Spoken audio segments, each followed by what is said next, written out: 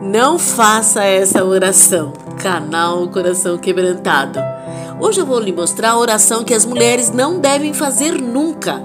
Vem dizendo assim: não têm o que desejam porque não pedem, e quando pedem não recebem, pois seus motivos são errados. Pedem apenas o que lhe dará prazer.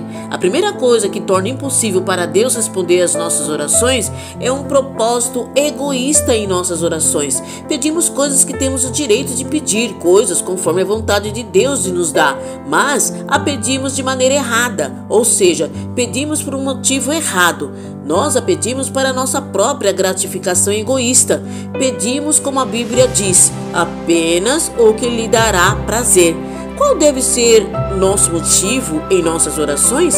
A Bíblia responde a essa pergunta de forma muito clara e direta, dizendo: portanto, quer vocês comam, quer bebam, quer façam qualquer outra coisa, façam para a glória de Deus. Aqui é dito especificamente que em tudo o que fazemos, mesmo em nosso comer e beber, a glória de Deus deve ser o nosso propósito principal ao fazê-lo. Se isso é verdade para os deveres mais simples da vida cotidiana, certamente deve ser verdade para as nossas orações. O nosso motivo supremo em nossas orações deve ser que Deus seja glorificado ao responder às nossas orações. E o nosso motivo ao orar não deve ser apenas para podermos obter algumas gratificações, mas para que Deus possa obter glória para si mesmo. E esse pensamento aparece repetidas vezes na Bíblia. Por exemplo, o Senhor Jesus diz em João, capítulo 14, versículo 13, naquela maravilhosa promessa que citamos tantas vezes: vocês podem pedir qualquer coisa em meu nome e eu farei, para que o Filho glorifique o Pai. Então, aquela oração que o próprio Senhor nos ensinou, conforme está registrada lá em Mateus capítulo 6 e versículo 9, começa com essas palavras: Pai nosso que estais no céu, santificado seja o teu nome. Isso claramente nos mostra que a primeira coisa em nossas orações deve ser santificar o nome de Deus e glorificar o próprio Deus. Lá em João também Deus está dizendo assim na oração que Jesus ofereceu na noite anterior à sua crucificação. Ele orou assim: Pai, chegou a hora, glorifica teu Filho para que ele te glorifique. O que quer que façamos ou peçamos a Deus em oração, principal propósito que devemos ter ao pedi-lo é de que Deus seja glorificado ao nos conceder. No entanto, isso está muito longe dos pensamentos de muitas das mulheres quando oramos. Deixa eu te dar um exemplo. Muitas mulheres cristãs estão orando pela conversão dos seus maridos. Isso certamente é uma coisa pela qual é apropriado orar. De fato, não consigo ver como uma mulher verdadeiramente convertida pode descansar ou dar descanso a Deus de noite até que seu marido seja verdadeiramente convertido e nascido de novo.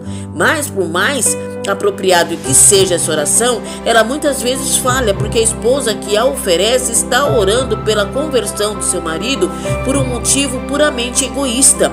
Ela pensa consigo mesma: ai, quão feliz será a minha vida de casada, ai, vou ser muito feliz eu e meu marido se nós dois fôssemos cristãos. Então, concordaríamos nos interesses mais profundos da vida e saberíamos o que um casamento real significa. Isso é certamente verdade. Não há como duas pessoas conhecerem as alegrias mais profundas da vida conjugal e o verdadeiro significado do casamento quando um é salvo e o outro não é salvo, quando um é crente e o outro é incrédulo. Mas orar pela conversão do seu marido por este motivo pode ser egoísmo, um egoísmo refinado, mas mesmo assim é egoísmo. Talvez uma mulher ore pela conversão do seu marido porque não pode suportar o pensamento de que seu marido estaria perdido para sempre. Isso também pode ser egoísmo, mais uma vez é egoísmo refinado, mas mesmo assim é egoísmo. Por que uma esposa deve orar pela conversão do seu marido? Antes e acima de tudo, ela deve orar pela salvação do seu marido, para que Deus seja glorificado na conversão dele.